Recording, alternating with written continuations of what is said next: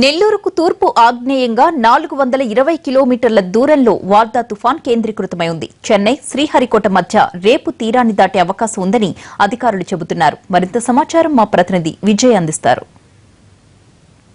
ఆగ్నేయ బంగాళాఖాతంలో ఏర్పడినటువంటి వార్దా తుఫాను రేపు సాయంత్రం తీరం దాటుతుందన్నటువంటి వాతావరణ శాఖ హెచ్చరికల నేపథ్యంలో ముఖ్యంగా దక్షిణ కోస్తా జిల్లాల్లో ఉన్నటువంటి నెల్లూరు జిల్లా పూర్తి స్థాయిలో అప్రమత్తంగా ఉందని చెప్పుకోవాలి.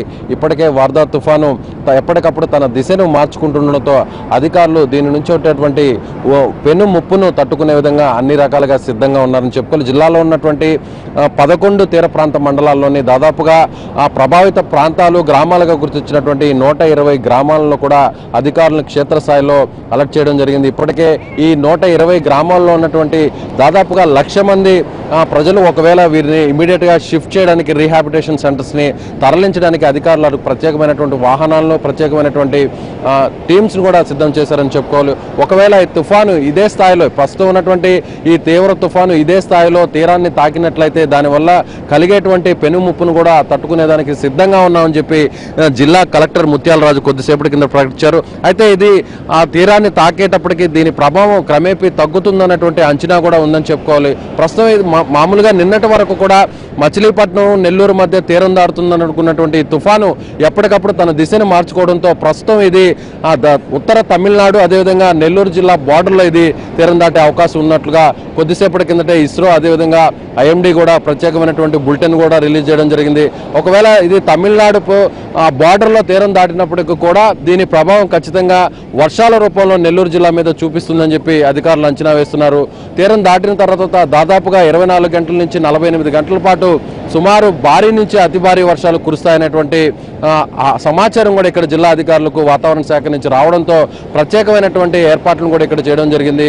ముఖ్యంగా జిల్లాలో ప్రభావిత ప్రాంతాలుగా ముఖ్యంగా 6 మండలాలను గుర్తించడం జరిగింది. శ్రీహరికోట ప్రాంతం ఉన్నటువంటి ఈ ప్రాంతంలోనే ముఖ్యంగా అత్యధిక ప్రభావం ఈ తుఫాను ప్రభావం ఈ మండలం మీద ఉంటుందనేటువంటి అంచనాకు అధికారులు రావడంతో సూలూరుపేట, వాకాడు, కోట, చిట్టమూరు, తడ ఈ మండలాల్లో కూడా ఇప్పటికే ఆయా క్షేత్రస్థాయిలో ఉన్నటువంటి రెవెన్యూ అదేవిధంగా పోలీసు యంత్రాంగాన్ని అంతా కూడా పోలీసులు అలర్ట్ చేయడం జరిగింది.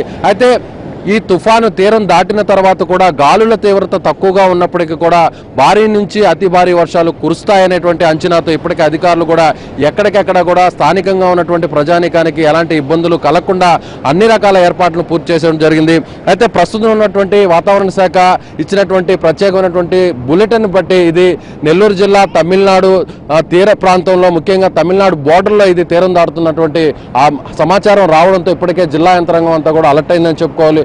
ఒకవేళ దీని ప్రభావం ఇది తీరానికి తగ్గే కొద్ది ఇది మరింత బలహీనపడుతుందని చెప్పి అధికారులు అంచనా వేస్తున్నారు. ఏదేమైనా కానీ వార్దా తుఫాను ఎఫెక్ట్ నెల్లూరు జిల్లా మీద పెద్దగా ప్రభావం చూపకుండా ఉండాలని చెప్పి అధికారులు కూడా ఇక్కడ కోరుకుంటున్నారని చెప్పి చెప్పుకోవచ్చు. ఇది నెల్లూరు జిల్లాకు సంబంధించినటువంటి వార్దా తుఫాన్ అప్డేట్. కెమెరామెన్ బాలుతో విజయ్.